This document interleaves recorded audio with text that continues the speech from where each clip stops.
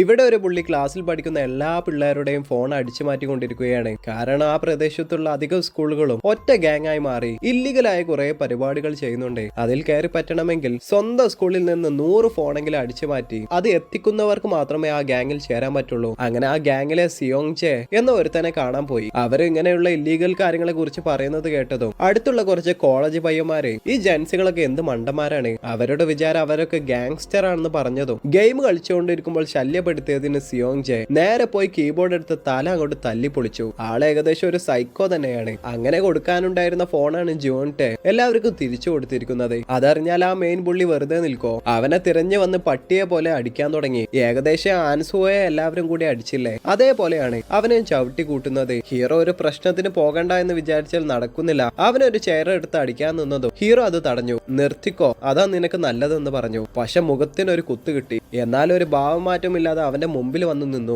എന്നിട്ടും കിട്ടി. നിലത്ത് വീണു. എഴുന്നേറ്റ് അതേപോലെ വന്നു. അവന്റെ നോട്ടം കണ്ടിട്ട് തന്നെ അവൻ പതറാൻ തുടങ്ങി. അവനാകെ ഭ്രാന്തായി. പെട്ടെന്ന് അവിടേക്ക് ഒരുത്തൻ വന്നു. അവന്റെ പേരാണ് ഗോട്ടക്. നിങ്ങൾ എന്താ ഈ ചെറിയ പിള്ളേരെ പോലെ കളിക്കുന്നതെന്ന് പറഞ്ഞു. അതിനാ മെയിൻ പുള്ളിയും നീ എന്താ ബാക്കുവിന്റെ പോലെ ആകാൻ നോക്കണോ, നീയൊക്കെ അവന്റെ അടിമയല്ലേ എന്ന് പറഞ്ഞതും നീ എന്താ പറഞ്ഞതെന്ന് പറഞ്ഞ ഒരു കിടിലൻ മൂവ് എടുത്തു. ഇത് ശരിക്കും നിനക്ക് കൊണ്ടിരുന്നെങ്കിൽ നീ തീർന്നേനെ എന്ന് പറഞ്ഞു. ഗോട്ടക് നേരെ തിരിഞ്ഞ് ഹീറോയുടെ അടുത്തു. താങ്ക്സ് പറയണമെങ്കിൽ ഇപ്പോ പറഞ്ഞോ എന്ന് പറഞ്ഞതോ ഓഫ് കോഴ്സ് മെയിൻ ആക്കാതെ പോയി. ആള് മൂഡ് തന്നെ പോയി. ഒരാൾ സഹായിച്ചാൽ നന്ദി പറയണമെന്ന് അറിയില്ല എന്ന് ചോദിച്ചു. താങ്ക്സ് ചോദിച്ചു വാങ്ങിച്ചു. പക്ഷെ അവന്റെ വീരകഥകളൊക്കെ പിന്നെയാണ് ഗോട്ടക് അറിയുന്നത്. പക്ഷെ എല്ലാവരുടെ മുമ്പിലും അപമാനപ്പെട്ട ഹിയോമനും ഗോട്ടക്കിനെയും ഹീറോയും തമ്മിൽ തല്ലിക്കണമെന്ന് പ്ലാൻ ഉണ്ടാക്കി. അതിനായിട്ട് ഗോട്ടക്ക് കാണുന്നത് പോലെ ഹീറോയുടെ തോളിൽ കൈയിട്ടു. അത് കഴിഞ്ഞ് നേരെ അവന്റെ അടുത്ത് പോയി അവനോടും സിയോൺ അവന്റെ പഴയ സ്കൂളിൽ വലിയൊരു പുള്ളിയായിരുന്നു, ഞാൻ അവന്റെ ടീമിൽ ചേർന്നു, നിന്നെയും ബാക്കുനെയും തട്ടാനാണ് ഞങ്ങളുടെ പ്ലാൻ എന്ന് പറഞ്ഞു. ഗോട്ടക് ആണെങ്കിൽ തിരിച്ചൊന്നും ചെയ്തില്ല. കാരണം അവന്റെ ഫ്രണ്ട് ബാക്കു ആ സ്കൂളിൽ വയലൻസ് തന്നെ നടക്കാൻ പാടില്ല എന്ന് പറഞ്ഞിരുന്നു. ഹിയോമനെ അത് കഴിഞ്ഞ് നേരെ